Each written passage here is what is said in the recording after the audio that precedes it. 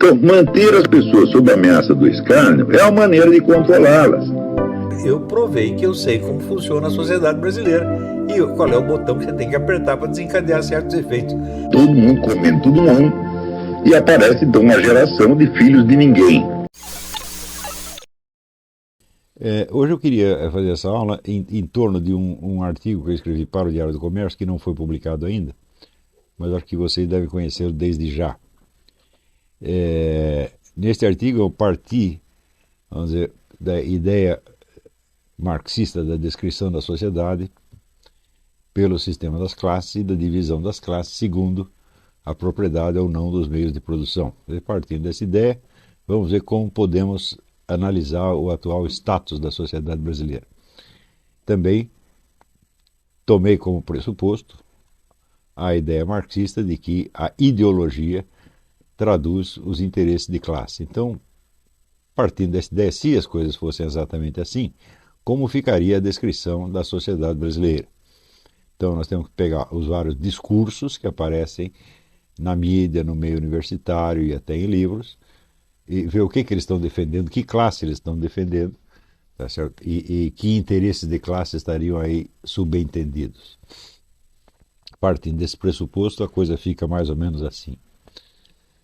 O título do artigo é A Luta de Classes no Brasil. A luta de classes no Brasil não é entre operários e patrões. É entre o lumpenproletariat, que Marx abominava, e a maioria da população, especialmente a classe média, aí incluída uma boa parcela do operariado, se não ele todo. Da onde que eu tiro essa conclusão? Dos discursos que aparecem, sobretudo, na mídia. Você não vê, rarissimamente você vê alguém ali defendendo interesses da classe operária propriamente dita. Você não vê queixas da classe operária, você não vê denúncias de opressão da classe operária, mas você vê uma infinidade de denúncias de opressão de bandidos, opressão de gays, opressão de travecos, opressão de prostitutas e assim por diante.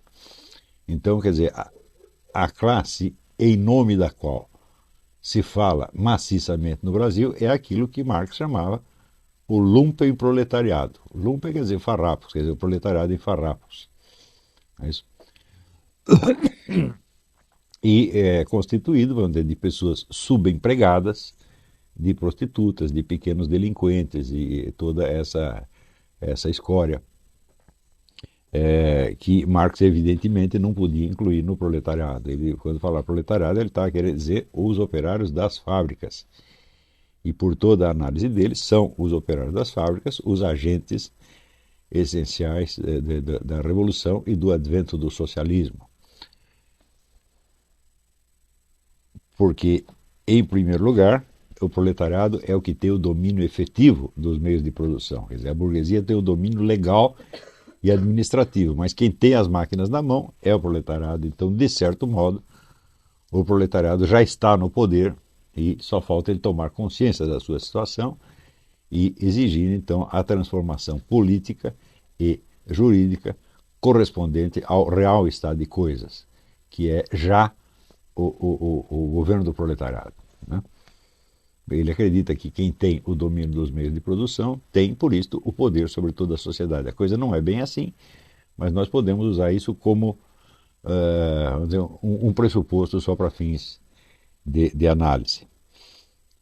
Então, cada uma dessas facções tem seus aliados permanentes. É o que nos permite exatamente delinear o discurso ideológico em defesa de cada uma delas. Esse discurso também é bem característico, ele se repete de parte a parte com, vamos dizer, os mesmas figuras de linguagem, os mesmos chavões, os mesmos topoi e assim por diante. Então, embora de modo que tudo isso que eu estou dizendo aqui poderia se transformar num livro de 500 páginas com toda a documentação requerida, livro que eu não faço apenas porque não tenho tempo, mas se alguém quiser fazer, pode fazer.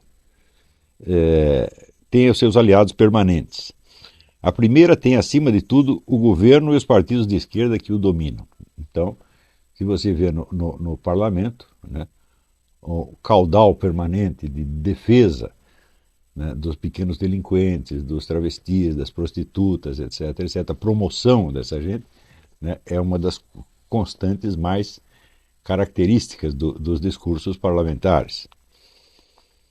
Aí mesclados vêm logo os intelectuais acadêmicos e os estudantes universitários. Então aí não é nem preciso dizer. Você leia o meu artigo de 1994, o Andis e Letrados, e já está dado lá toda a descrição do discurso empreendido por professores universitários e estudantes em favor dos delinquentes, sempre vistos como vítimas da sociedade.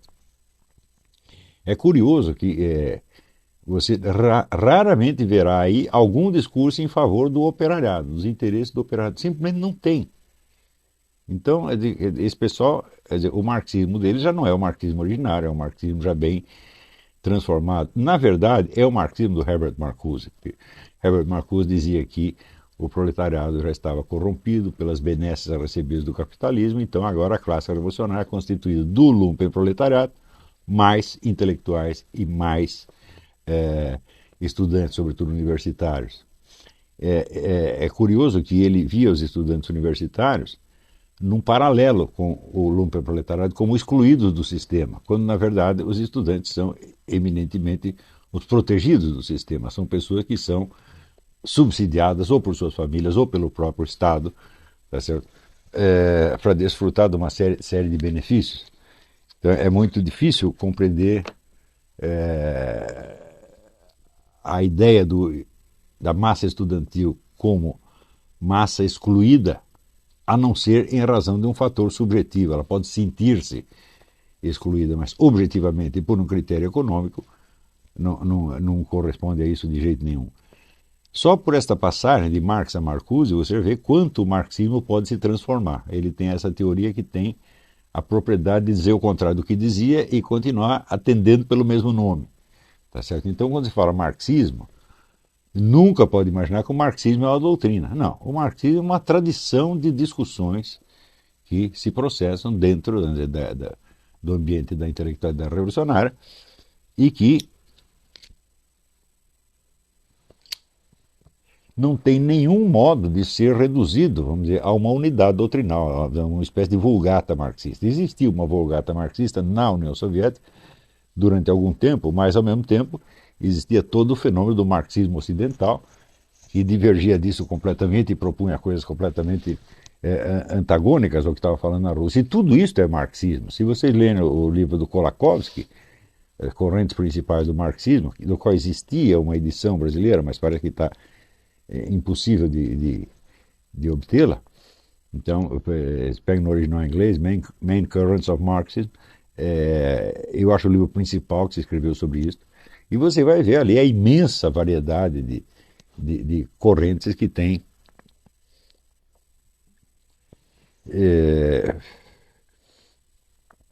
ali dentro. Esta variedade, ela permite, vamos dizer, a qualquer apologista do marxismo sempre alegar o seguinte: não foi bem isso que nós dissemos, porque sempre apareceu alguém que disse outra coisa.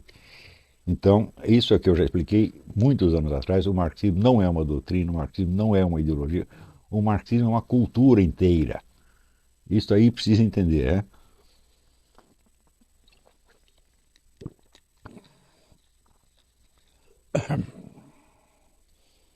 Então, aí mesclados vem logo os intelectuais acadêmicos e os estudantes universitários. Desses últimos, 50%, segundo um cálculo otimista, eu dou aqui a fonte, são analfabetos funcionais. Excluídos irremediavelmente da alta cultura e não tendo a menor ideia de que são vítimas apenas de si mesmos, encontram no ódio projetivo à sociedade o alívio de uma culpa recalcada no mais fundo do seu inconsciente. Você imagina, por exemplo, hoje mandaram uma foto, né, um grupinho de estudantes da USP ali no pátio, então dando amasso, só faltando chegar às vias de fato mesmo. Né?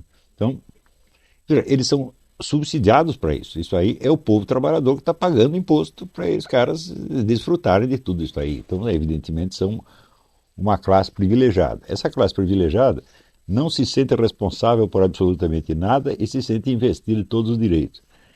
Isso provoca, no meu entender, um desequilíbrio psicológico inevitável, porque o ser humano ele não foi feito para viver aqui como se estivesse no paraíso, isso é, desfrutando de todos os prazeres e delícias que queiram.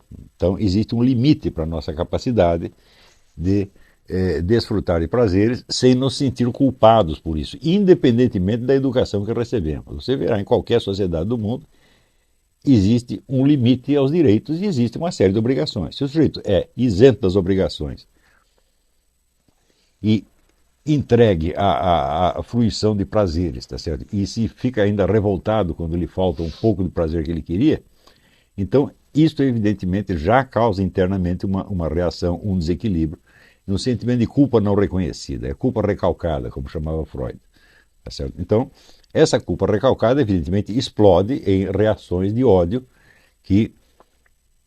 contra os outros, um ódio projetivo, evidentemente. É isso. Então, é incrível quando você pega um estudante da USP e ele vê um mendigo esfarrapado na rua, né, ele não entende que ele está ajudando a deixar o mendigo esfarrapado. Ele acha ao contrário, ele se sente solidário com o mendigo, como se ambos fossem vítimas da sociedade exploradora e cruel. Então, ele está desempenhando psicologicamente o papel inverso àquele que ele desempenha na estrutura de classes. Tá certo? Então, você tem esses dois fatores. Primeiro, vamos dizer, o abuso indiscriminado dos prazeres que não podem ter limite. Quer dizer, qualquer limite aos prazeres é uma opressão intolerável.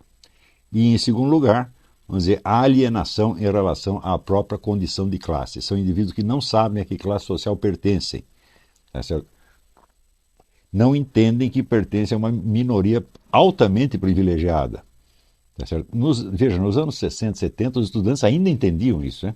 Eles tinham consciência, nós somos uma minoria privilegiada e por isso nós temos o dever de fazer a revolução social. Pelo menos era um discurso ideológico um pouco mais consistente. Era um non sequitur, na verdade, porque o fato de você ser privilegiado não quer dizer que você tem que fazer uma revolução. Tá certo? Tem que dizer apenas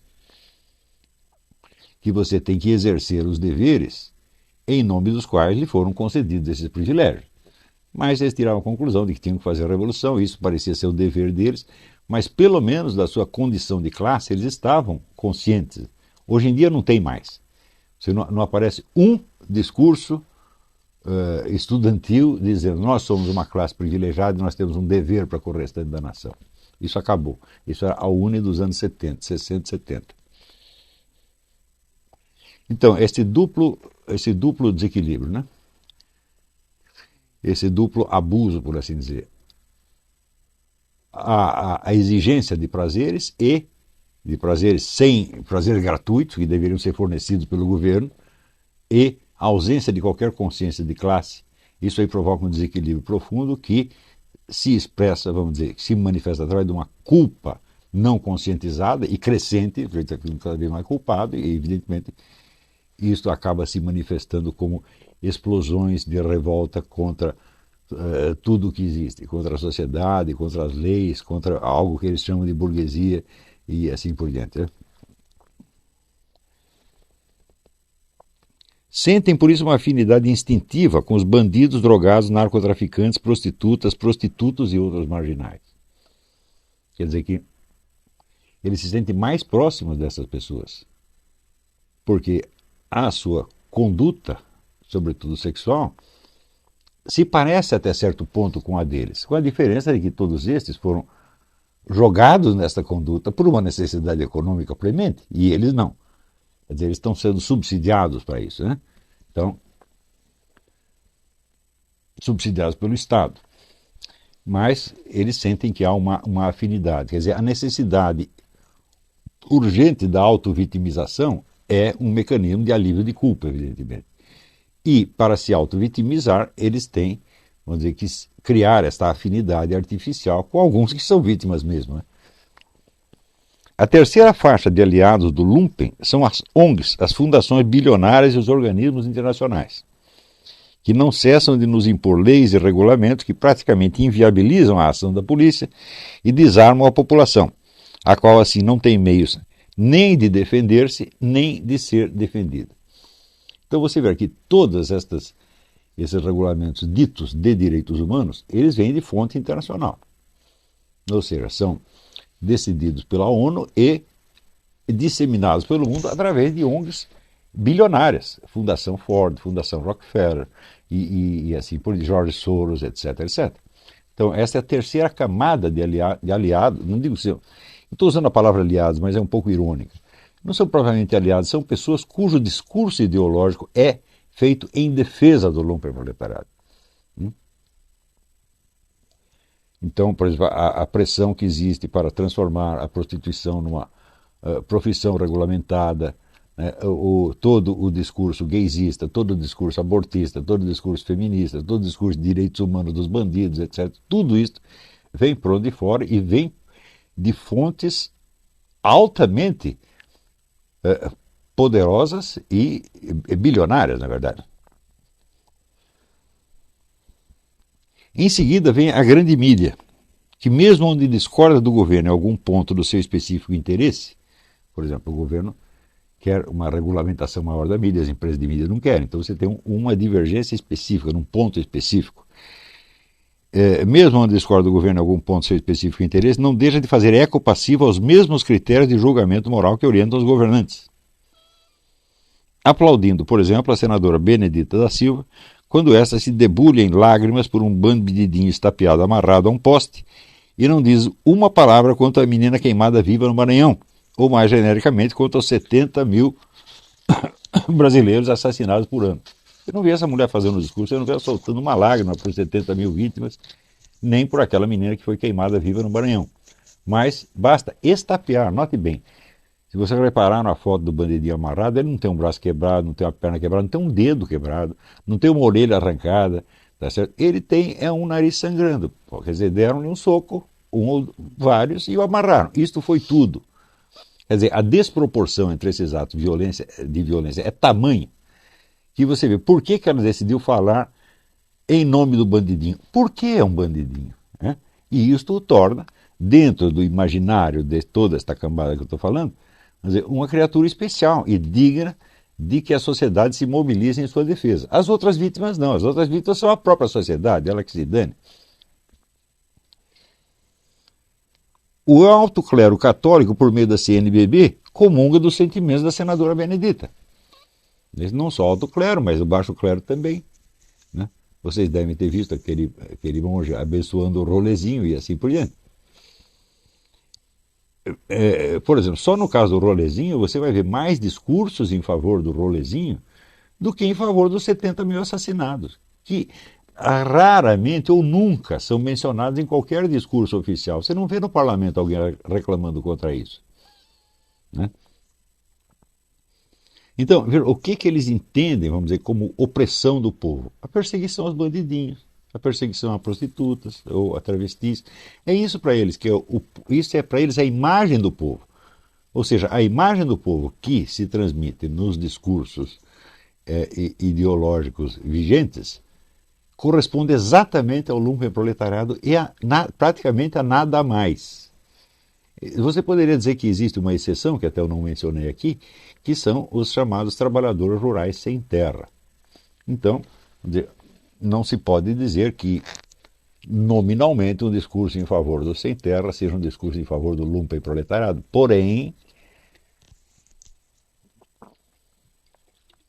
não podemos esquecer que desses trabalhadores rurais, entre aspas, uma boa parcela, se não a maioria, consiste não de trabalhadores rurais sem terra, porém de membros do lumpenproletariado, vamos dizer, arregimentados na cidade e mandados desempenhar o papel de trabalhadores rurais sem terra para angariar mais terras. Você vê, pela extensão das suas propriedades, o MST deveria ser o maior produtor rural do Brasil. E, no entanto, a produção dele é insignificante. Por quê? Porque a ocupação da maioria deles, de fato, não é plantar e colher, nem criar galinhas. É pegar a terra, vendê-la e entrar de novo na fila, de maneira a ir aumentando a extensão das terras do MST, que continuam, nesse sentido, altamente improdutivas e certamente mais improdutivas do que qualquer terra que eles invadiram a pretexto de que era improdutiva. Tá certo? Então, o sem terra são um caso especial que precisa ser estudado, porém, a presença do lumpenproletariado ali é maciça, tá certo?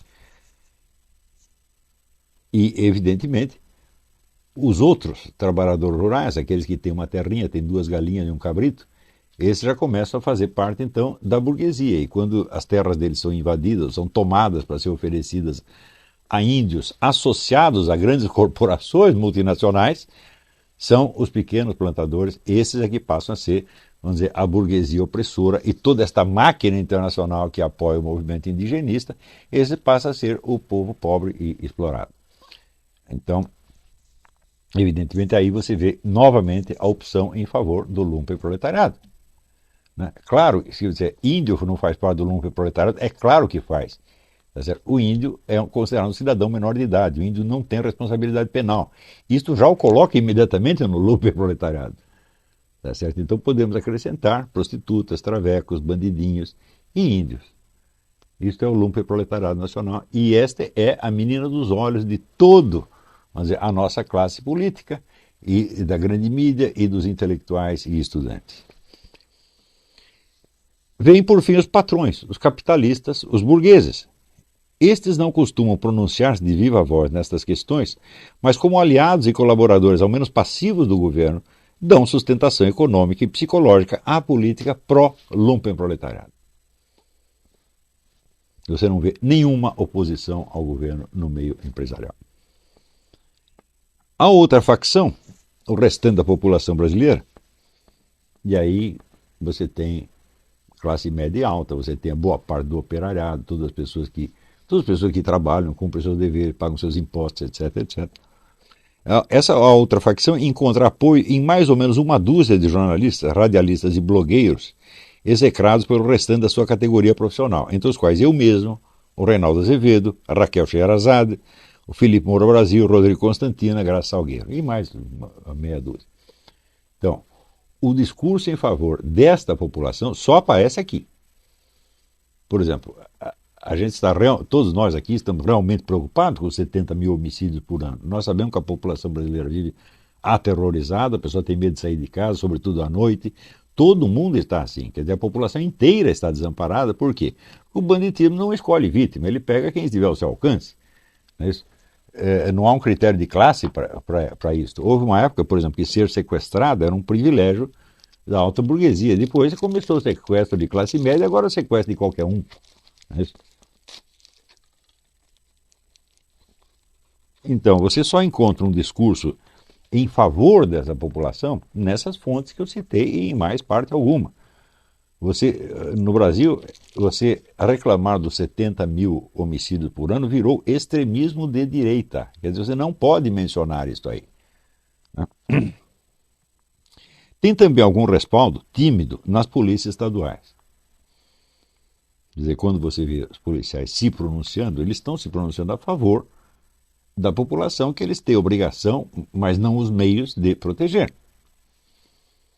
Nas polícias estaduais, em alguns púlpitos evangélicos isolados e em 2 ou 3 parlamentares, como Jair Bolsonaro e Marcos Feliciano, que na Câmara Federal imitam João Batista pregando aos gafanhotos. Isso é tudo, não tem mais nada. Né? Nada caracteriza melhor a presente situação do que a total inversão das proporções em que os nominalmente desamparados recebem todo o amparo do establishment e a população inerme se torna a imagem odienta do opressor capitalista. Quer dizer, todas as vítimas de crimes no Brasil, de acordo com o discurso oficial, são opressores capitalistas, tá certo? Sobre os quais está caindo a mão vingadora da população pobre, isso é do lumpenproletariado.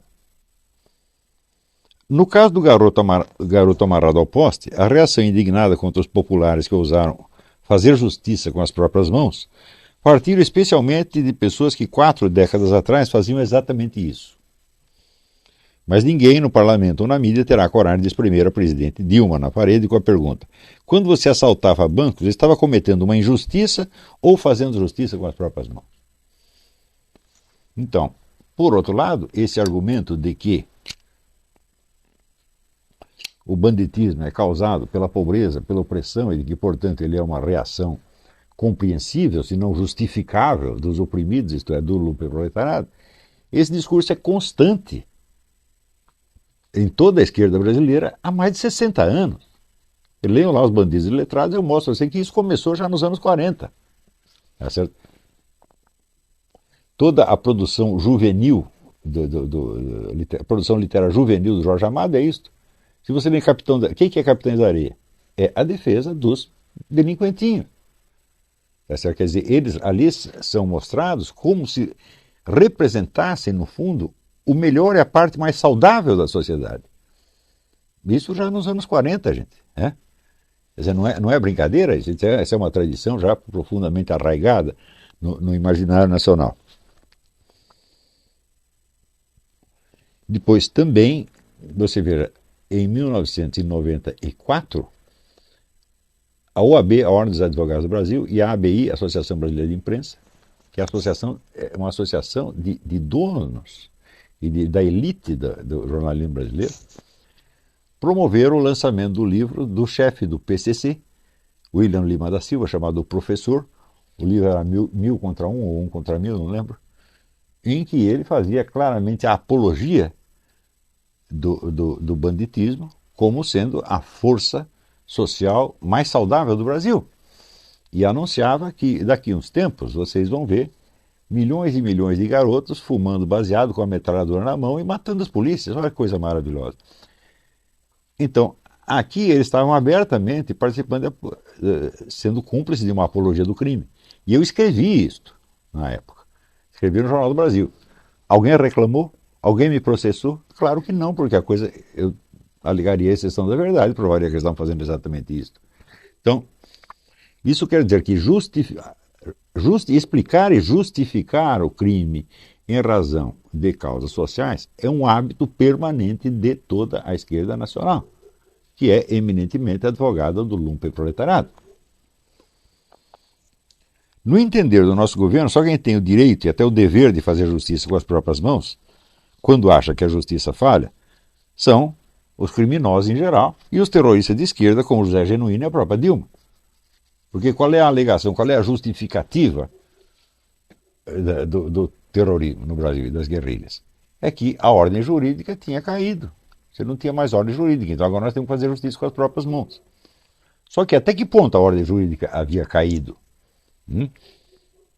Você diz, não, o governante legítimo foi derrubado. E aqui nós devemos fazer um parênteses para mencionar até um artigo que saiu na Carta Capital, ou Carta Capital, como eu costumo chamar, que diz o seguinte, diz que o autor chama-se José Antônio Lima. Ele disse que o comunismo acabou, que o comunismo foi realmente uma desgraça, um regime sangrento, etc., mas acabou. Então, só continua falando disso aqueles que querem impedir a vitória das forças populares, como o PT, o Hugo Chávez, etc., etc. Isso. Então, e ele apela, para justificar-se, à autoridade deste historiador Rodrigo Pato Samota. Pato com 2 T's. Na época eu adverti que Pato com 1 T era o leitor. O autor é com 2. Então, em que ele faz uma descrição, aliás, muito meticulosa e muito bem documentada, do discurso anticomunista no Brasil de 1917 até 1964. Está muito bem documentado, né? Um material vastíssimo. E ele descreve o que os anticomunistas pensavam e diziam. Tá certo? E está muito bem descrito, só tem um problema. Ele nunca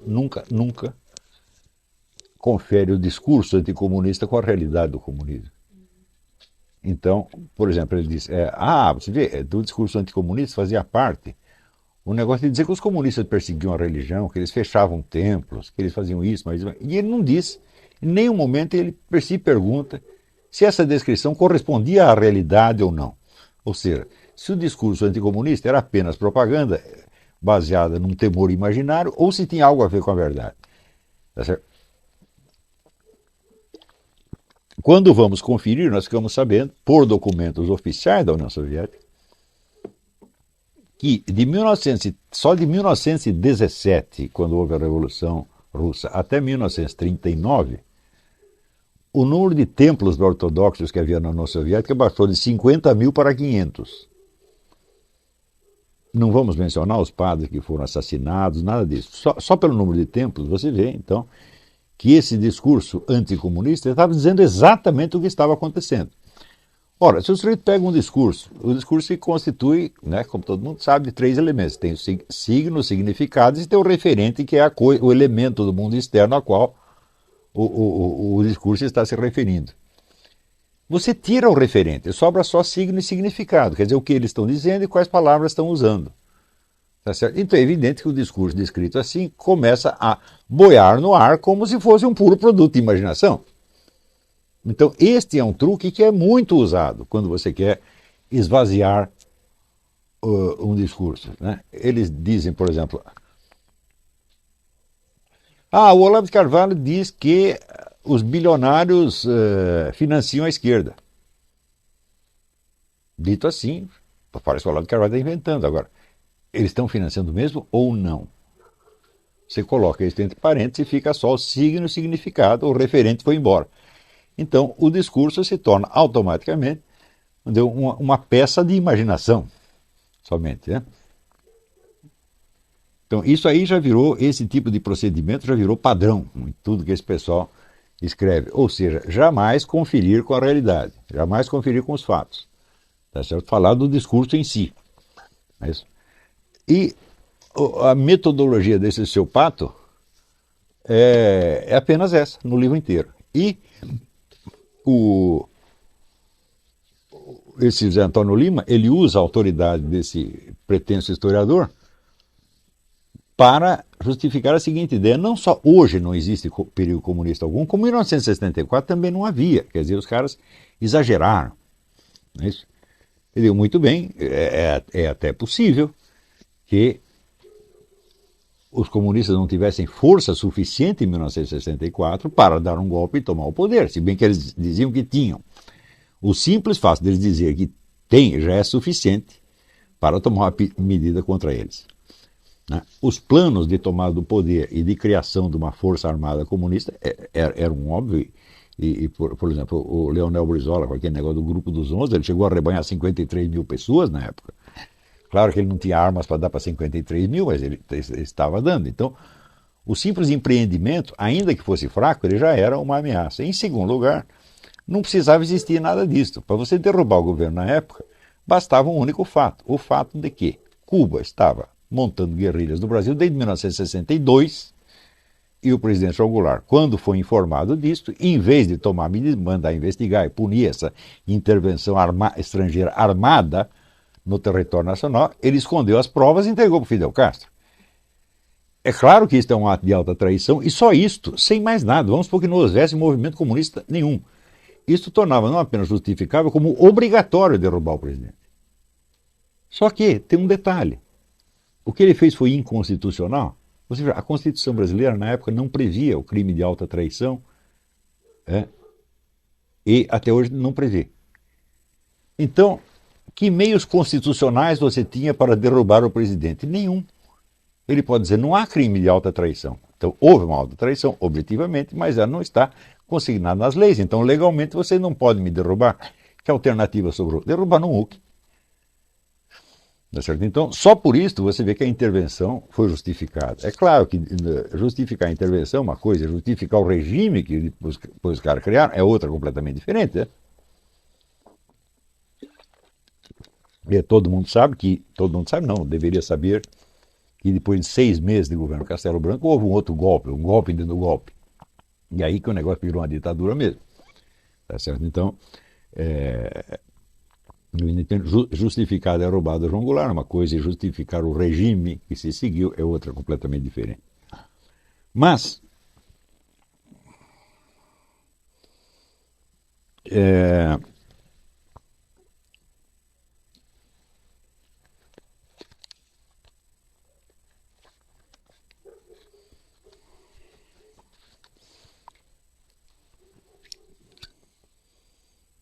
eu estou me referindo a isso para dar um exemplo típico, vamos dizer, do raciocínio invertido que esse pessoal faz. Especialmente no livro do Rodrigo Pato. Ou seja, são pessoas que de fato elas não têm uma ideia clara da sociedade brasileira. Por que eles não têm? Porque como instrumento analítico, eles só têm o esquema das classes, tal como foi criado por Karl Marx e que eles continuam usando até hoje. E nem mesmo notam que, ao continuar a repetir o mesmo discurso, mas já num contexto marcusiano de defesa do lumpenproletariado, a coisa inverteu já completamente. Eles nem percebem isso. Quer dizer, o que importa para eles é o seguinte, é estar a favor do que a esquerda, de modo geral, diz, pouco importando se isso corresponde, vamos dizer, a um discurso coerente ou a uma visão objetiva da sociedade humana. Então, um outro ponto que eu observei ali é o seguinte, ele diz, o comunismo foi um negócio sangrento, horrível, mas ele acabou e não existe mais. Então falar de comunismo hoje só serve para bloquear o avanço das forças populares. Quem são as forças populares? É o PT, é o PSOL, é o PCdoB, etc, etc. Ou seja, são todas aquelas pessoas que apoiaram o comunismo durante toda a sua existência. Então, a pergunta é a seguinte, se você reconhece que o comunismo é um negócio cruel, maldoso e ineficiente até o ponto de extinguir-se a si próprio por completo, por que que hoje nós deveríamos votar naqueles que o apoiaram e não naqueles que o combateram? Quer dizer, no fim das contas, o raciocínio deles é esse, né? O comunismo morreu, então vamos apoiar todos aqueles que apoiaram o comunismo. E é claro que ele não percebe que ele está dizendo isso. Ele não percebe que há marca um non sequitur. Isso não é uma contradição lógica, isso é uma contradição objetiva. Quer dizer, é uma visão torta da realidade. Quer dizer, está virando a coisa de cabeça para baixo. Mais ou menos na base de o comunismo morreu, então todo o poder ao defunto. Né? Em segundo lugar, é claro que eu já expliquei até na aula passada, que é uma coisa muito errada você dizer assim, fulano é comunista, ou o Lula é comunista, o outro é comunista. Por quê? Porque o comunismo não é um credo que o indivíduo possa, vamos dizer, ao qual o indivíduo possa aderir integralmente, de maneira explícita e consciente. Quer dizer, o comunismo é uma cultura, uma coisa enormemente confusa, tá certo? E eu, pelo menos, uso sempre a palavra comunismo neste sentido. E me parece que a única maneira de você lidar com esse negócio de comunismo de uma maneira estritamente objetiva é você entender como manifestação do comunismo não esta ou aquela ideologia, ou não este ou aquele regime ou sistema econômico em particular, mas o esquema de poder e as pessoas que o compõem. Essas pessoas continuam as mesmas. Por exemplo, se você vai na Polônia hoje, quem governa a Polônia? São os mesmos caras que governavam no tempo do comunismo, só que agora é com outro discurso. Então, isso quer dizer, o comunismo continuou no poder, embora o país se tornasse capitalista. A mesma coisa está acontecendo na China, quer dizer, os caras que estão no poder são os mesmos, é o mesmo esquema, é a mesma organização com as mesmas pessoas. O discurso pode mudar, como ele de fato mudou 1000 vezes, né, nesse ínterim, tá certo? Então, a própria ideia de que o comunismo acabou porque acabaram alguns regimes comunistas, não, o comunismo acabaria se acabassem as organizações comunistas e se as pessoas que participaram disso fossem expelidas da política, como foram expelidos os nazistas. Aí você pode dizer, o nazismo acabou. Ou seja, nenhuma pessoa que apoiou o nazismo fará carreira na política atual sob outros pretextos, como se nada tivesse acontecido. Aí acabou. Agora, se continua todo o mesmo pessoal que esteve comprometido com todos aqueles crimes, agora continua dizendo, o comunismo acabou, então vote em nós agora. Eu digo, mas não era você o comunista ontem? Era, não, mas agora eu sou capitalista. Então, quer dizer, a queda do comunismo não custou nada para ninguém e o esquema de poder se mantém. Ele pode trocar de discurso quantas vezes queira, porque enquanto o comunismo estava em vigor na União Soviética e na China, já mudava o discurso o tempo todo. Aliás, entre a União Soviética e a China, a diferença de discurso era incomensurável. Assim como se você comparar, por exemplo, Trotsky e Stalin, fala, quem pode ter mais diferença do que Trotsky e Stalin? Então, esta variedade de discurso já era uma constante no movimento comunista. Então, não conseguimos definir ou identificar a unidade do comunismo pela sua ideologia ou pelo seu discurso. Isso é impossível. E também não podemos fazê-lo pelo regime econômico adotado, que sempre foi diferente.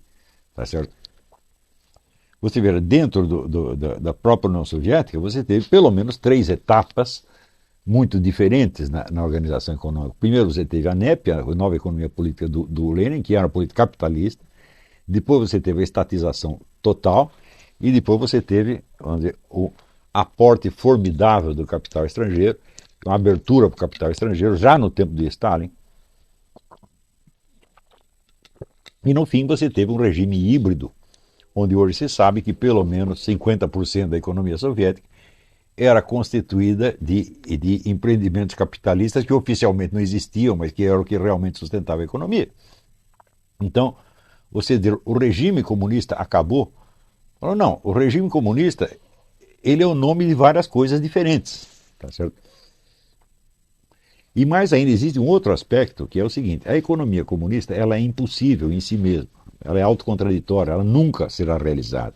Quer dizer, a estatização total dos meios de produção e a sua passagem para o poder dos proletários, isto é, dos operários da indústria, é impossível, tá certo? Economicamente. Isso já foi demonstrado pelo von Mises em 1923. Então, como é impossível, você não fará o comunismo tal como está definido num dicionário, quer dizer, propriedade pública dos meios de produção. Você não fará isso aí. Você fará outra coisa, sempre outra coisa. Na verdade, outras coisas, tá certo? E essas outras coisas serão o comunismo? Serão e não serão. Porque serão, vamos dizer, a presença do esquema de poder comunista no topo da sociedade e o domínio que eles exercem. Isso será, tá certo? Mas não será a estatização completa dos meios de produção. Então, ele será comunismo por um lado e não será por outro, o que permite que você use a palavra comunismo conforme bem lhe pareça no momento, sendo sempre possível, após cada sucessão de crimes e fracassos de proporções continentais, você dizer, não, vocês estão chamando aquilo de comunismo, mas aquilo não era o comunismo, aquele era o stalinismo, era o capitalismo de Estado, era qualquer outra coisa. Isto porque sempre será outra coisa. Então isso quer dizer que o comunismo, como definição de dicionário, não podendo ser alcançado, ele sobrevive como o nome de um ideal. E esse ideal sai sempre limpo, porque nunca se pode dizer que alguém o realizou e ele não deu certo. Não, realizaram em nome disso alguma outra coisa que não deu certo. E a próxima coisa também não dá certo, e a outra também não dá certo. E o comunismo continua saindo sempre limpo. Então esse é um argumento de criança. Você dizer, não, o que havia na União Soviética não era comunismo. Fala, bom, então o que havia na China também não era, o que havia na Hungria também não era, o que havia em Cuba também não era, o que havia no Vietnã também não era. Então, tudo que os comunistas fizeram, né, você não pode culpar o comunismo porque o comunismo não se realizou. Agora pergunto eu, o nazismo se realizou? Hã? O ideal do nazismo é o império universal da raça germânica. Ele não se realizou, então você pode dizer, você não pode culpar o nazismo, porque aquilo que o Hitler fez não era o nazismo. Era um arranjo provisório. Ele até fazia negócio com o judeu. Você sempre pode alegar isso aí. Então, esse é argumento de criança, quer dizer, argumento puramente verbal, tá certo? Mas que não deixa de estar presente, de algum modo, nessas argumentações que aparecem por aí. Então vamos lá. Nada caracteriza melhor a presente situação do que a total inversão das proporções em que os nominalmente desamparados... não, eu já li esse pedaço. Então, esses, quer dizer, os criminosos terroristas de esquerda, têm direito até de condenar à morte e executar a sentença. Você verá, a defesa do sem terra. O que faz o sem terra? Não faz justiça pelas próprias mãos? Diz, nós não temos terra, isso é injusto, então nós invadimos uma terra e tomamos. Isso quer dizer que todo o discurso de justificativa da criminalidade, de justificativa do terrorismo, de justificativa das iniciativas do sem terra, tudo isto é apologia do crime. Isto quando não parte para a apologia aberta, como foi o caso da OAB e da ABI. Ora, os caras fizeram isso durante 40 anos. Alguém reagiu? Alguém os acusou de apologia do crime? Só eu. Só eu, nesse período, disse isto é apologia do crime. Acusei nominalmente a OAB e a ABI em 1994. Nunca ninguém os processou por apologia do crime, então eles se sentiram encorajados, né? Ao ponto de, se alguém diz uma coisa, alguém do outro lado diz alguma coisa vagamente parecida com o que eles disseram, eles acusam a pessoa de apologia do crime, como fizeram com Raquel Sherazade. Quer dizer, esses têm o direito até de condenar à morte e executar a sentença. Os outros têm a obrigação de aceitar resignadamente o homicídio, o roubo, o estupro, como se fossem fatalidades da natureza. Mais significativo ainda é que, quando a Raquel Sheherazade, com lógica inatacável, explicou a agressão ao delinquentezinho como reação espontânea e quase inevitável de uma população desprovida de proteção estatal, os mesmos que criaram essa situação tenham saído gritando apologia do crime, como se eles próprios não viessem há décadas fazendo apologia dos terroristas que um dia, sentindo cambalear muito menos do que hoje a ordem legal, tomaram a justiça nas suas próprias mãos. Isso quer dizer, eles têm o monopólio da apologia do crime. A apologia do crime pode ser praticada por eles e é legal. E se o outro faz algo que não é apologia do crime, e foi apenas uma explicação que ela deu, então ela é acusada de apologia do crime. Então é sempre assim, se você dá margem para o sujeito fazer o que quiser durante algum tempo, para ele cometer quanta ilegalidade queira, seja praticando o crime, seja fazendo a sua apologia, chega um dia, meu filho, em que o criminoso é você. Virou a situação. E eles agora te processam. Isso é inteiramente natural, é inevitável que aconteça. Tá certo? Mas eu fico impressionado com toda aquela multidão de empresários liberais, oficiais de exército, que na época não queriam entender isso, achavam que era é um exagero, não é bem assim, tudo vai melhorar. Né? Algum disse que até que o Lula estava ficando bonito. Olha, é uma coisa a gente ficar realmente perplexo. Fala, mas como pode ser tão burro assim? Né? Então, o brasileiro tem realmente um problema. Não sei se é um problema genético, não pode ser um problema genético, porque são pessoas de várias origens. Talvez seja um problema ecológico. O sujeito baixa aí no território e já incorpora a burrice. Né? Existe até um biólogo que fez um estudo que ele chamava o fotoperíodo. Quer dizer, que nas regiões onde você tem estações do ano bem diferenciadas, isso é, durações diferentes dos dias e das noites, os animais se agrupam e se organizam mais facilmente. E onde você tem sempre a mesma duração dos dias e das noites, impera o caos. Talvez esse seja o problema brasileiro, mas daí deveria então ser a mesma coisa em toda a América Latina e na Austrália e por toda parte, coisa que também não é. Então essa explicação também falha. Ou seja, a burrice brasileira é um fenômeno inexplicável. Eu não sei, não acho explicação nenhuma. Todas as explicações que eu tento, elas falham. Mas que ela é um fenômeno, ela é. Então, todas as ideias e atitudes do grupo pró-lumpen, especialmente dos professores e estudantes universitários, explicam-se por dois fatores igualmente endêmicos. O analfabetismo funcional e o fingimento histérico. Quer dizer, com isso eu estou explicando o comportamento desta gente em particular, e não a burrice brasileira em geral. Né? Ambos, intimamente associados, deformam o sentido de todas as comunicações verbais e invertem a ordem da realidade.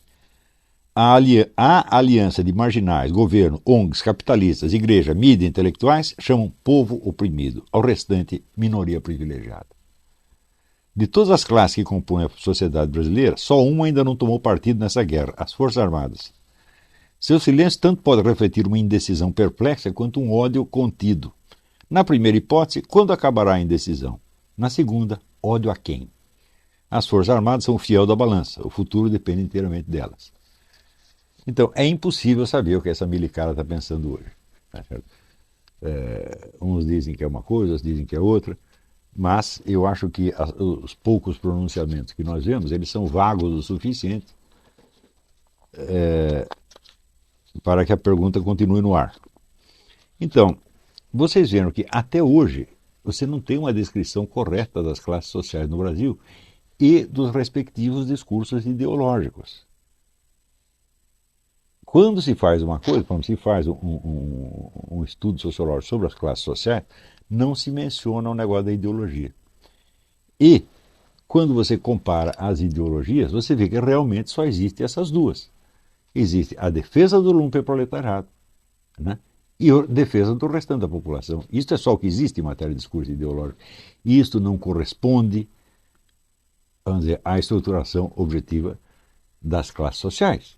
Mas, ora, a relação entre classes e ideologia de classes não era o essencial do marxismo? E todo esse pessoal que estudou marxismo, então, vai fazer vista grossa a esse descompasso entre entre classes sociais e discursos ideológicos, que é o fenômeno mais extravagante, talvez, da história das ideias no mundo.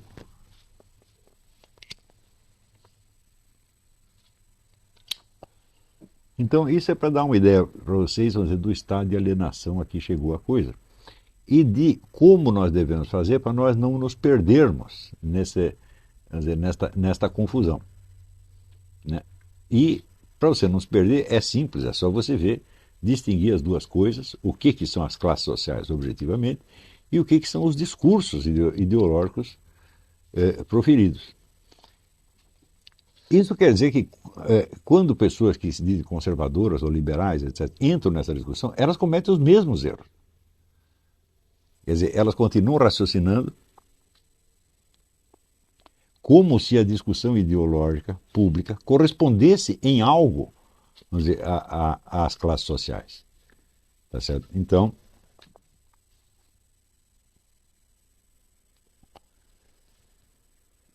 quer dizer, eu me lembro sempre aquele teste do Meira Pena, que perguntou aos alunos dele que classe social eles pertenciam, e eles não sabiam. E eram alunos de Ciência Política da Universidade de Brasília. Então, nós temos que ter, vamos dizer, primeiro a consciência da nossa posição efetiva de classe nessa brincadeira, tá certo? E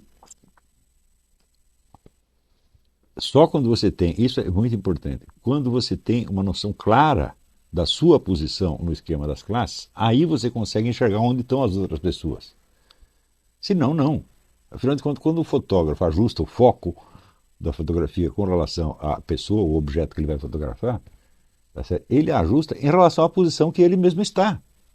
E se ele não sabe qual a distância que tem entre ele e o objeto, como é que ele vai fazer o foco?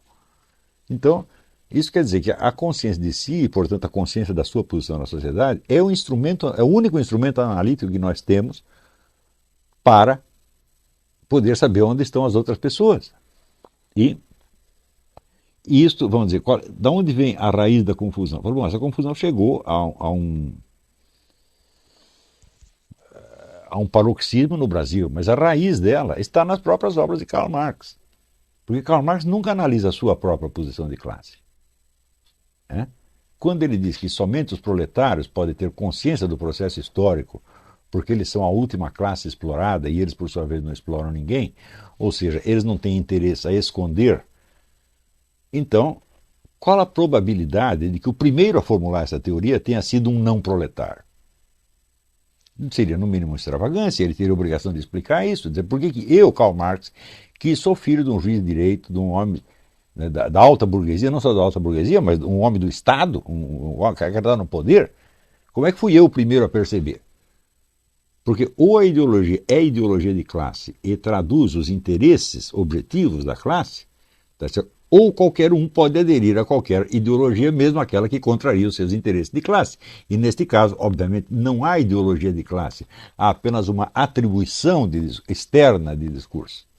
Eu que estou fora digo que o seu interesse é tal e que o seu discurso deveria ser tal ou qual. Então, este problema existe já na raiz do marxismo e nunca foi resolvido. Nunca foi resolvido. Quer dizer, a ideologia de classe existe ou não existe? Ela existe em si mesma ou ela é uma invenção? Tá certo? Então, a mim me parece que é impossível existir alguma ideologia de classe. O que acontece é que um indivíduo qualquer se destaca e se autonomeia representante de uma classe ou antagonista de uma outra classe e diz o que ele bem entende. Tá certo? Quando o historiador inglês E.P. Thompson mostrou que é impossível você delinear uma classe só por fatores econômicos, você tem que entrar com fatores culturais, morais, etc., etc., no fundo ele estava dizendo exatamente isso. Então, isso também significa que o modelo do capitalismo, tal como Marx o descreve, que Marx reduz o capitalismo ao mecanismo da mais-valia, à exploração da mais-valia, sem levar em conta os fatores culturais, religiosos, etc., etc., que estavam ali presentes e atuantes. Então, ele mesmo diz que ele está falando de uma abstração. E a relação dessa abstração com... Quando você faz uma abstração, Você isola um fator do outro, quer dizer, só vou levar em conta estes aspectos. Depois você tem que voltar ao fato concreto para ver qual a distância que existe entre a sua abstração e os fatos concretos. É só assim que funciona. Agora, esse retorno ao fato concreto, Marx nunca fez. Quer dizer, explicar qual é efetivamente, na prática, a relação entre classe e ideologia de classe. Então, existe essa raiz remota dessa confusão. Mas no Brasil a coisa chegou, vamos dizer, realmente é um paroxismo, a uma loucura completa. E nós não podemos, nenhum de nós aqui, podemos cair neste engodo, tá certo? Nem de seguir esse tipo de discurso oficial e nem de contestá-lo da maneira errada. Tá certo? Então, bom, vamos fazer uma pausa, daqui a pouco a gente volta.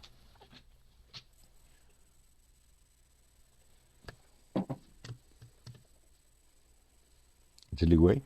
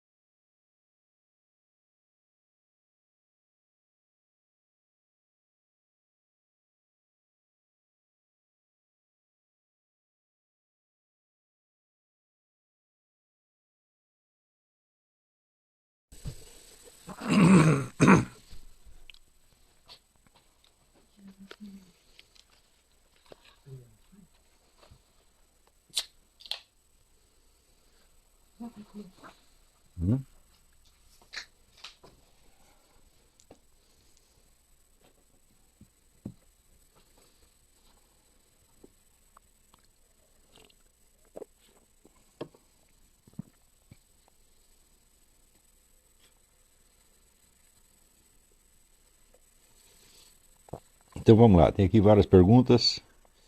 Laura e Emanuel perguntam se o movimento iniciado pela Escola de Frankfurt tem algo a ver com a não revelação do terceiro segredo de Fátima. Definitivamente não, porque as correntes que se tornaram predominantes na igreja e que abafaram a revelação do terceiro segredo são correntes que vêm desde o século XIX com o nome de liberalismo. Quando fala liberalismo, a palavra tem significado diferente em contextos diferentes. Então, no contexto religioso, no contexto da Igreja Católica, significa um movimento iniciado no século XIX e que seria, vamos dizer, a esquerda católica que acabou dominando a igreja. Então a escola de Frankfurt, pode ser que alguém tenha lá se inspirado um pouco na escola de Frankfurt, mas a contribuição foi irrisória. O essencial é mesmo esse catolicismo liberal do século XIX. Gabriel Marini diz que ele...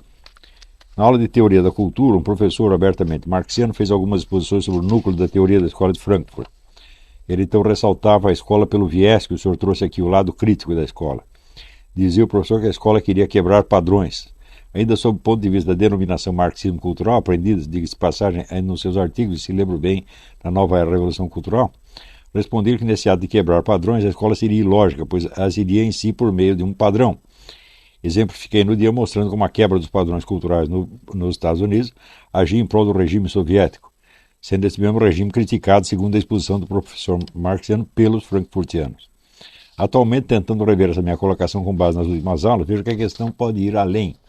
O trabalho negativo, o trabalho crítico tem, além disso, resultados positivos. Até que ponto os membros da escola de Frankfurt estavam usando a desculpa do trabalho negativo como uma forma de driblar a questão moral existente, dada a atualização da teoria na prática. Muito bem. E eu acho que, de fato, ele tem razão. A questão moral, eles sempre fugiram, sempre escaparam dela por vários caminhos. Mas a própria insistência no trabalho do negativo, evidentemente, ela é indiferente aos seus próprios resultados, por definição. Quer dizer, se nós devemos fazer a crítica radical de tudo quanto existe, insistir, então, em primeiro lugar, você precisa ver que não há resultados positivos que possam obter um descanso, um tempo para se afirmar, sem que o trabalho do negativo o atinja, o alcance, o destrua de alguma maneira.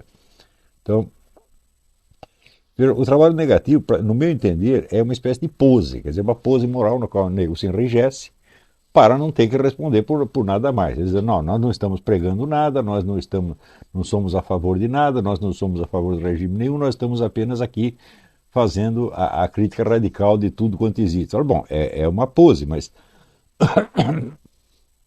qual é a possibilidade real de você fazer isso sem que você esteja ao mesmo tempo promovendo alguma coisa? Dependendo do contexto social em que você está, a destruição de certos valores locais implica automaticamente a afirmação de valores que lhes são estranhos ou hostis, como você bem disse.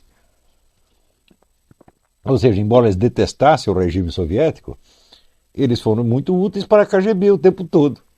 E não tem que prestar a menor satisfação por isso. E no fim, quando os alunos de Theodor Adorno, inspirados pelo trabalho do negativo, invadiram a própria aula do Theodor Adorno, fizeram quebra-quebra lá, ele achou muito ruim, evidentemente. Por quê? Se isso é também o trabalho do negativo. Se é para destruir, tem que destruir você também. Tá certo? Então, essa espécie de estetização da destruição que eles fizeram deve incluir eles mesmos, a estetização da autodestruição.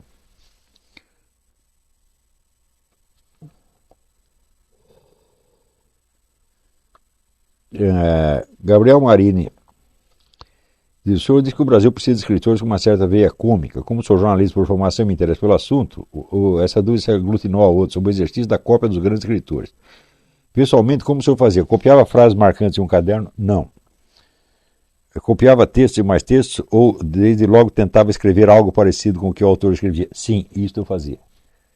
Eu pegava um autor e falava, bom, vamos escrever no estilo dele durante algum tempo. Pá. Depois, quando sentia que estava mais ou menos dominando aquilo, passava para outro. Isso não é tão difícil assim, é uma questão de ouvido. Isso não quer dizer que você vai produzir textos no estilo, sei lá, de Machado de Assis, ou de Graciliano Ramos, ou de Dias de Queiroz, Camilo Castelo Branco, na altura do que eles faziam.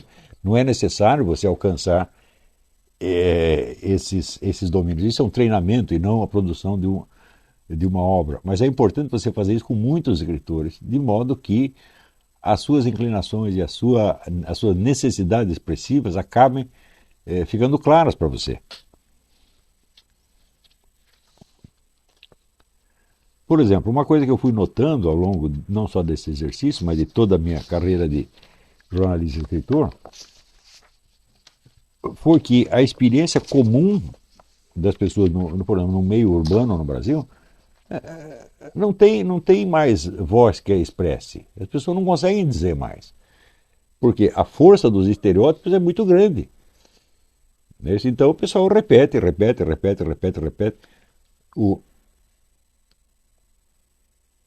Por exemplo, e o fato de que esse pessoal do Partido Comunista e outras organizações dominem o meio intelectual, cria uma pressão tremenda para que as pessoas se repitam e falem sempre das mesmas coisas. Você veja, a choradeira em torno dos 400 terroristas mortos é uma coisa que invadiu de maneira avassaladora a literatura, o teatro, o cinema, a TV, os jornais. É um negócio incrível.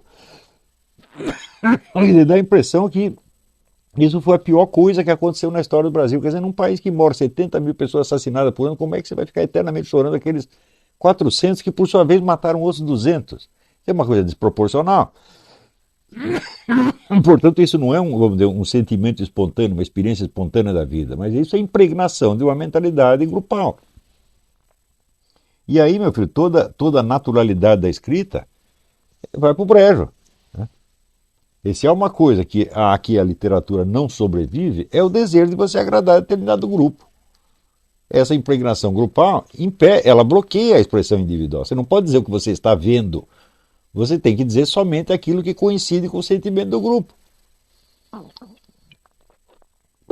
E isso é precisamente o discurso ideológico.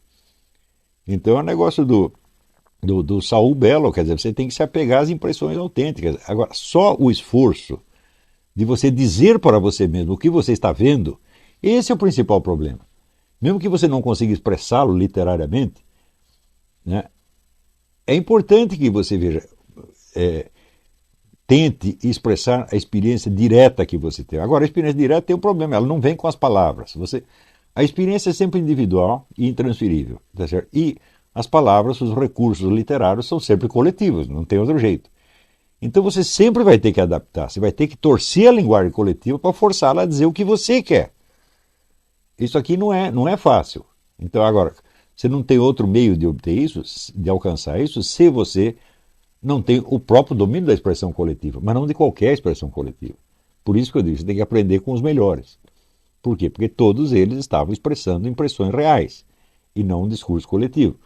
Então é claro que você vai aprender mais com, sei lá, essa de Queiroz do que com o Vladimir Safatli, com a Marlene Chauí, evidentemente, né?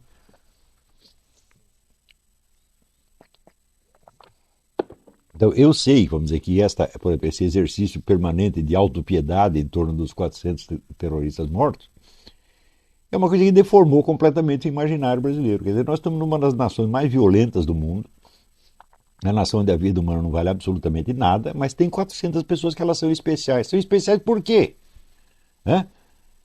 Elas não mataram 200 pessoas e foram mortas. Quer dizer, por definição, quem ganha a guerra é quem matou mais gente. Então, por que todo esse sentimento especial? Você vê esse rapaz que eu estava mencionando, o Zé Antônio Lima, ele disse que a ditadura cometeu crimes de lesa humanidade. Eu digo, mas o que é isso? Quer dizer, você matar 400 terroristas que mataram 200 pessoas é lesa humanidade? Não, que grande contribuição esses caras trouxeram à humanidade para que você classifique assim. Quer dizer, de onde vem essa linguagem tão forçada, tão estereotipada? É a impregnação grupal. O sujeito cresceu no meio dessas pessoas, ele acha natural escrever assim.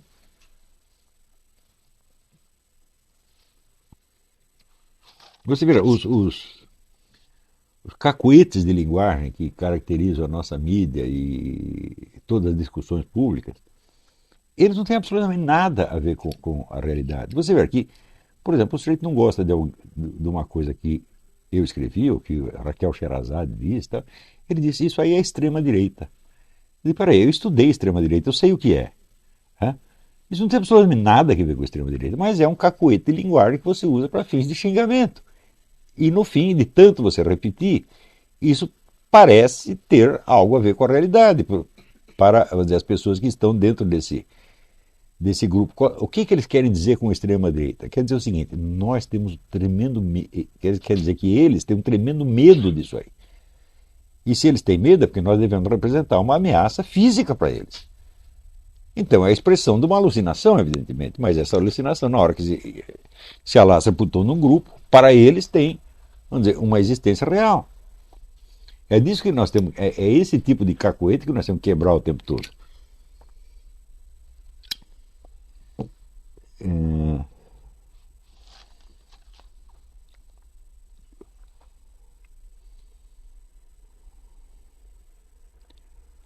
Bruno Simão, na 12ª aula do curso eu falo sobre a precariedade dos conceitos de livre-arbítrio e determinismo. No momento da explicação da bobeira da hipótese determinista, o senhor dá como exemplo o próprio ambiente no qual se forjou a teoria behaviorista do ser totalmente determinado pelo meio, explicando que se isso fosse uma realidade de fato, não haveria possibilidade do cientista assumir um papel de mero observador e formular a própria teoria, já que para isso seria preciso que ele escapasse a mesma influência. Então, não foi bem isso que eu disse. O que eu disse é o seguinte, se o indivíduo acredita que toda a conduta é feita por reflexo condicionado, depende exclusivamente do reflexo condicionado, ele tem que mostrar que ele também escreveu o livro apenas por reflexo condicionado. Isso é obviamente impossível. Foi isso que eu disse, recentemente li alguma postagem do Facebook, uma crítica vindo de algum de seus novos detratores, que diz mais ou menos o seguinte, o Olavo esculacha a ciência, mas ele não vê que ela funciona. Os computadores, por exemplo, são uma realidade, existem graças à ciência. Eu digo, bom, mas de onde? Em primeiro lugar, isso é infantil, isso é coisa de criança, pô. Em primeiro lugar, quem diz que eu esculacho a ciência, em primeiro lugar, né? Então, aí o caso de uso abusivo de uma palavra. Em segundo lugar, quem diz que os computadores são resultado da ciência? São resultado da tecnologia. Eu já expliquei 1000 vezes a diferença entre um raciocínio científico e um raciocínio tecnológico. E 99% do que as pessoas estão chamando de ciência é tecnologia.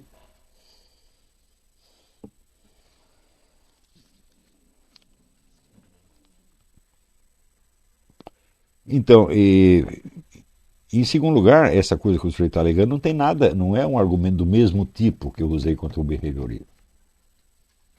É uma outra coisa. Isso é apenas, vamos dizer, uma figura de linguagem, um exagero. Né? Quer dizer, o sujeito e o exagero o homem de palha. Quer dizer, o sujeito coloca uma palavra na minha boca, coloca uma afirmação na minha boca, a afirmação que ele mesmo inventou, e em seguida se esmurra a si mesmo dizendo que está batendo em mim. Isso aí é o que qualquer criança faz. Né?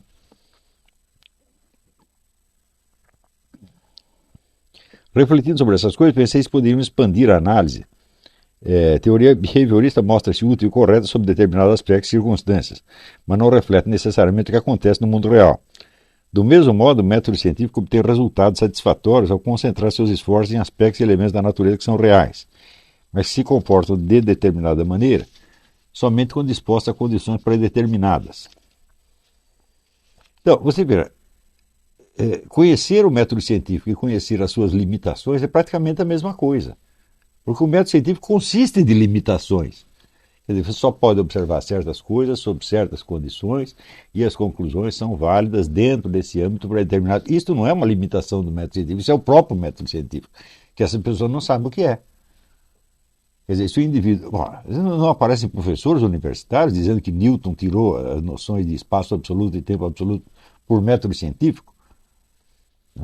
Quer dizer, coisa mais absurda que eu já ouvi, quer dizer que como é que o indivíduo pode produzir noções metafísicas pelo método científico? Não pode de jeito nenhum. Quer dizer, o defensor do método científico, pretenso defensor, ele não sabe o que é método científico.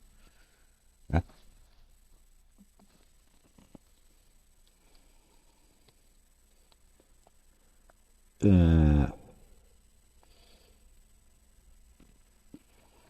Peraí.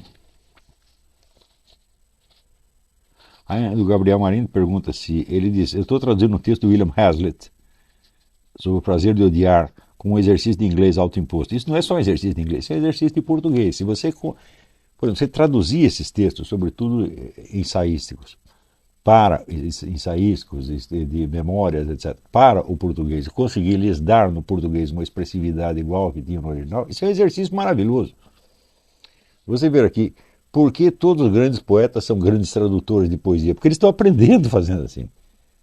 Quer dizer, você leu, por exemplo, leu um poema de Rilke, ou um poema do Yeats, e você percebe o que ele está transmitindo e diz, bom, como é que eu transmitiria isso para a minha língua? Eu vou ter que fazer uma série de adaptações, é dificílimo fazer isso, mas é o melhor dos exercícios.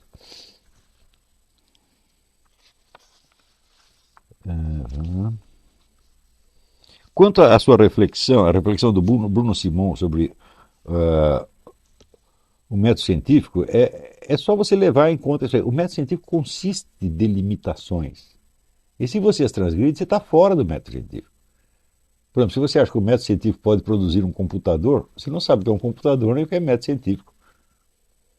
Existe algum princípio científico que possa explicar ao mesmo tempo a linguagem binária, a eletrônica dos computadores, as propriedades dos microcircuitos, a química do plástico usado no computador, a química dos metais usados? Existe um princípio único que você pode reduzir tudo isso? Então você dizer que o computador, o resultado da ciência, é o fim da picada.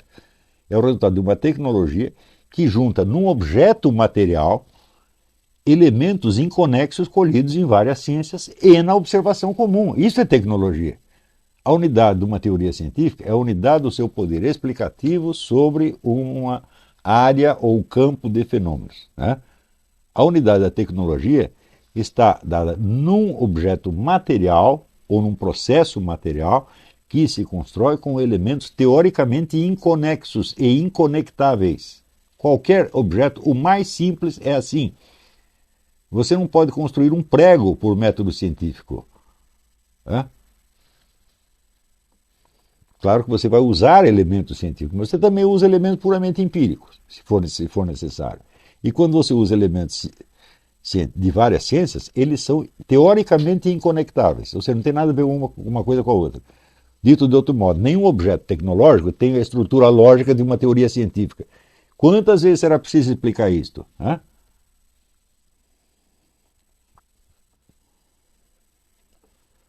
Mariana Miuque Toledo. Pelo que entendi, o senhor tem intenção de formar a classe intelectual com o COF, de modo a tentar salvar a cultura brasileira. Tenho visto que muitos de seus alunos são professores de literatura, história e áreas de humanas em geral. O senhor acha possível e benéfico que seus alunos se desenvolvam principalmente na área de exatas? Bom, sim e não. Porque nas áreas de exatas você tem, de fato, menos charlatanismo do que tem nas áreas de humanas. Porém, quando o pessoal de exatas começa a opinar sobre questões gerais da cultura, o nível de charlatanismo deles é superior ao do Vladimir Safatli. Isso que eu acabei de dizer, por exemplo. Esses engenheiros e físicos que escrevem para mim, dizendo como você nega a ciência se existe a tecnologia. Eu, primeiro, não neguei a ciência. Segundo, a tecnologia não é ciência, é uma outra coisa. Você não existe nenhuma possibilidade de você construir nenhum objeto tecnológico por meios científicos. Não existe. Porque se o computador, enquanto objeto material, resultasse de uma teoria científica, ele inteiro teria que ser explicado por um princípio único. Ou seja, ele seria uma teoria científica. E se a pessoa não sabe nem isso, não tem condição de conversar, evidentemente. Não é isso? E outro dia um idiota disse para mim, como que ele ousa falar de Newton se ele talvez não sabe nem o que é uma derivada? Eu falei, bom, quer dizer, você vai alegar uma banalidade de matemática como essa para refutar o que eu disse sobre o negócio do espaço absoluto e tempo absoluto, isso é o fim da picada. Ninguém precisa saber o que é uma derivada para saber que espaço absoluto e tempo absoluto são elementos inacessíveis ao método experimental. Isso a pessoa tem que saber intuitivamente em 1 segundo. Isso é a melhor coisa que dizer. Você pode ter uma experiência científica do infinito. Qualquer pessoa tem que imediatamente responder não. Precisa saber o que é uma derivada? Na verdade, se você entende o que é uma derivada, toda a teoria que está subentendendo as derivadas prova o que eu estou dizendo, porra. Então,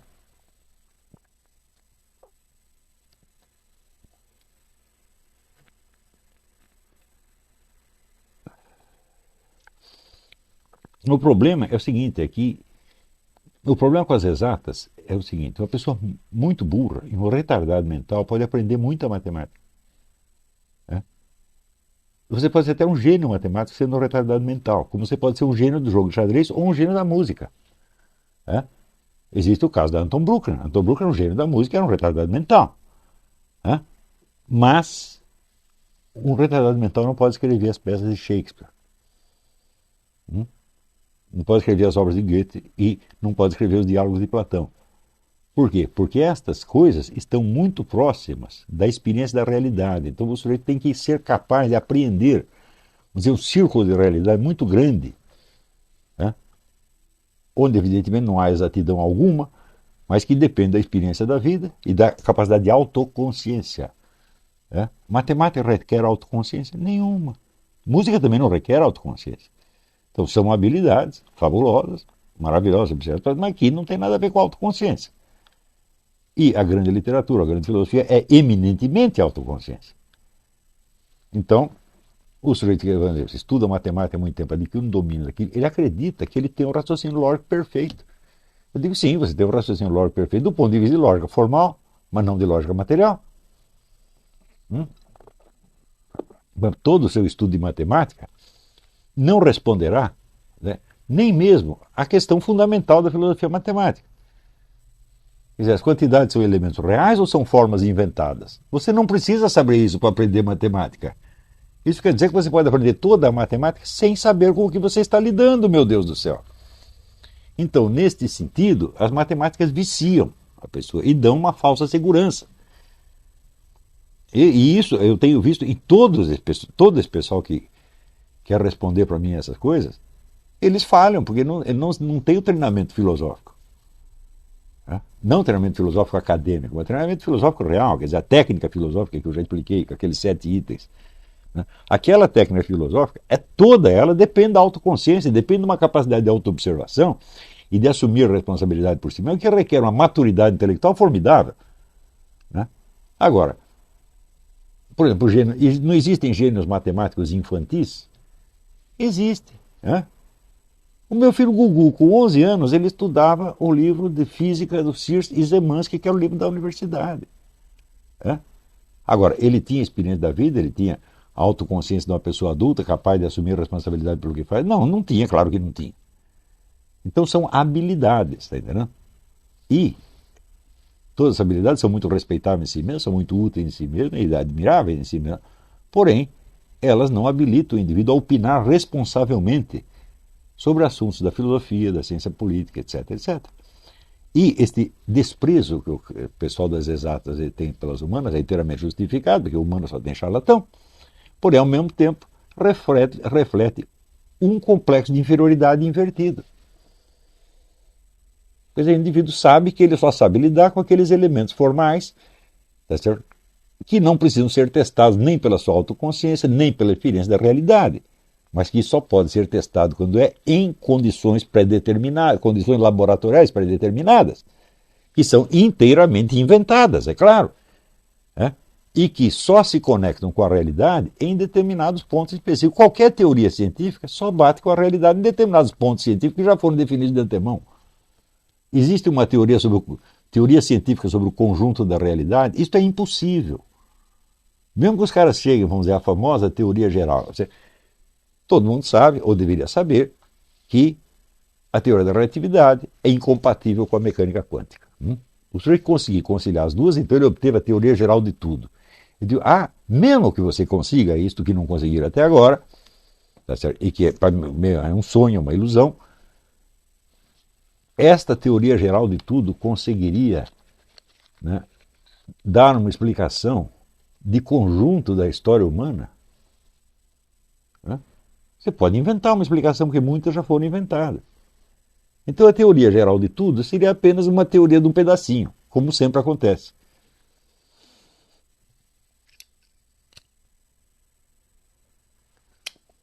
Então, vamos lá.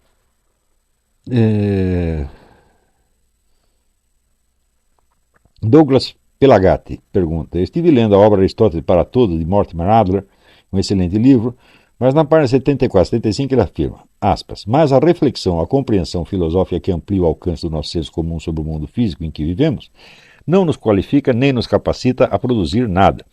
A filosofia não assa tortas nem constrói pontes. O conhecimento e a compreensão podem ser usados para dirigir nossas vidas e orientar nossas sociedades, de modo que elas sejam vidas de sociedades melhores e não piores.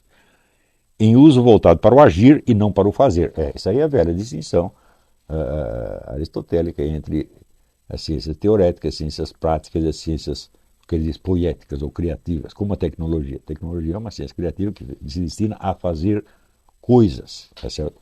Mas, de qualquer modo, você vê que o problema da orientação do indivíduo na vida, se é o que eu vou fazer, como é que eu devo agir, está implícito na construção de qualquer objeto. Isso quer dizer, se o indivíduo que está empenhado na construção de uma ponte ou em assar uma torta não sabe o que ele está fazendo, provavelmente a torta vai sair envenenada e a ponte vai cair. Então quer dizer que a técnica da responsabilidade cognitiva está subentendida em toda a atividade intelectual humana e por isso mesmo ela é a primeira de todas. Agora, o fato é que, vamos dizer, toda e qualquer tecnologia industrial existente, ela pode se apoiar num tipo de consciência intelectual que já está consolidado na cultura há séculos. Ele não precisa acrescentar nada novo. Então o cara não precisa ser um filósofo, evidentemente.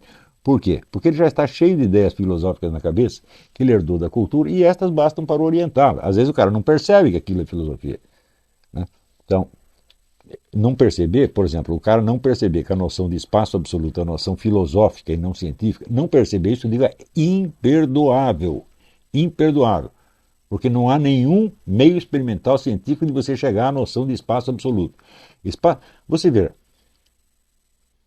quando Einstein formulou pela primeira vez a teoria da relatividade, ele não sabia que se podia provar experimentalmente a constância da velocidade da luz. Então, ele afirmou isso como um pressuposto arbitrário, na primeira vez. Depois, mais tarde, se viu que dava para comprovar.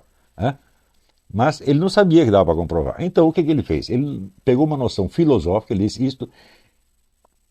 Ele mesmo disse, eu não lembro exatamente a expressão exata, ele disse, eu estou postulando isto por minha vontade, é um ato de vontade, eu decreto que a velocidade da luz é constante. E daí vamos fazer as contas com base nisso. Todo e qualquer cálculo de qualquer coisa sempre tem algo que você postula arbitrariamente, porque senão o cálculo teria que abranger a totalidade da realidade. Isso é a coisa mais simples do mundo, né? Então, mais ainda, toda e qualquer teoria científica sobre o que quer que seja postula sempre algo arbitrariamente que a própria ciência em questão não tem condição de verificar, porque senão ela teria que ser uma ciência de tudo. Quem não entende isso não pode abrir a boca sobre método científico. Tá?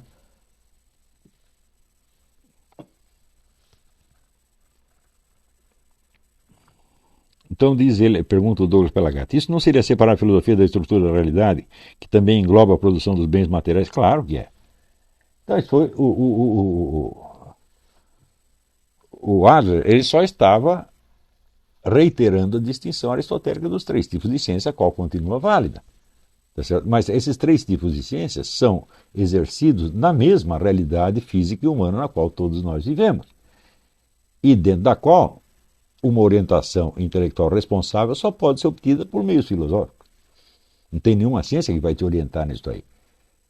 Isso aí é como diz o Jean Piaget, né? A filosofia não é conhecimento, ela é apenas uma orientação geral no mundo da cultura. Eu digo, bom, mas sem essa orientação geral, como é que você vai saber que um conhecimento é conhecimento? Quer dizer, que critério você tem dentro disso? Então, se você não acha que o senso de orientação no conjunto dos conhecimentos é conhecimento, então o que está dentro do conhecimento também não é conhecimento.